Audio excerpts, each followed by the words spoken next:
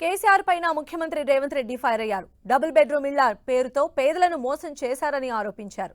Double bedroom ఇల్లు కట్టిన చోట తాము ఓట్లు అడగబోమని, ఇందిరమ్మ ఇల్లు కట్టిన చోట బీఆర్ఎస్ ఓట్లు అడగొద్దని సవాల్ విసిరారు. గత 10 సంవత్సరాలలో డబుల్ బెడ్రూమ్ ఇల్లు ఇస్తా అన్నాడు. 2014 ఎన్నికల కంటే ముందు డబ్బా ఇల్లు వద్దు, డబుల్ బెడ్రూమ్ ఇల్లు ముద్దు, కొడుకు కోడలుంటే యాడుంటారు, పండుగ పూట బిడ్డ అల్లుడు వస్తే ఏడవంటారు, గొర్రె పిల్లనో మేక పిల్లనో ఉంటే ఏడ కట్టేసుకుంటారు అని పేదవాళ్ళ కళల మీద కేసీఆర్ ఓట్ల వ్యాపారం చేసిండు. 2 సార్లు 10 ఏళ్ళు పదే చెప్పిందే చెప్పి తెలంగాణ ప్రజల్ని మోసం చేసి, ఇక తెలంగాణ ప్రజలు ఆయన మోసానికి ఆయన అబద్ధాల మాటలకు కాలం చెల్లింది అని చెప్పి మొన్న జరిగిన శాసనసభ ఎన్నికల్లో కేసీఆర్ను బీఆర్ఎస్ను బొందబెట్టి ఇందిరమ్మ రాజ్యం తెచ్చుకున్నారు.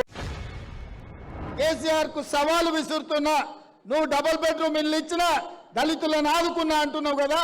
ఏ ఊర్లలో అయితే కేసీఆర్ డబుల్ బెడ్రూమ్ ఇల్లు ఇచ్చిండో ఆ ఊర్లలో నువ్వు ఓట్లు వేయించుకో. ఏ ఊర్లో అయితే ఇందిరమ్మ ఇల్లు ఉన్నాయో ఆ ఊర్లో మేము ఓట్లు వేయించుకుంటాం. ఈ సవాల్కు సిద్ధమా అని చెప్పి నేను కేసీఆర్ని అడుగుతున్నా.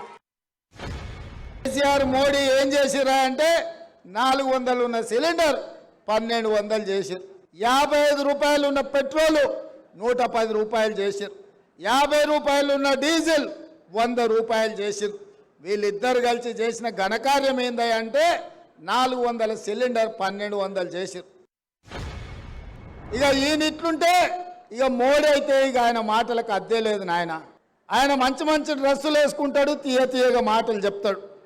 ఆయన బీజేపీ ఎన్నికల మేనిఫెస్టోలో చెప్పారు 2022 వరకు భారతదేశంలో ఉన్న పేదోళ్లకు 100% ఇండ్లు కట్టిస్తాం. ప్రధానమంత్రి ఆవాస్ యోజన పథకం కింద దేశంలో ఉండే ప్రతి పేదవాడికి ఇల్లు కట్టిస్తా అని అడిగాడు.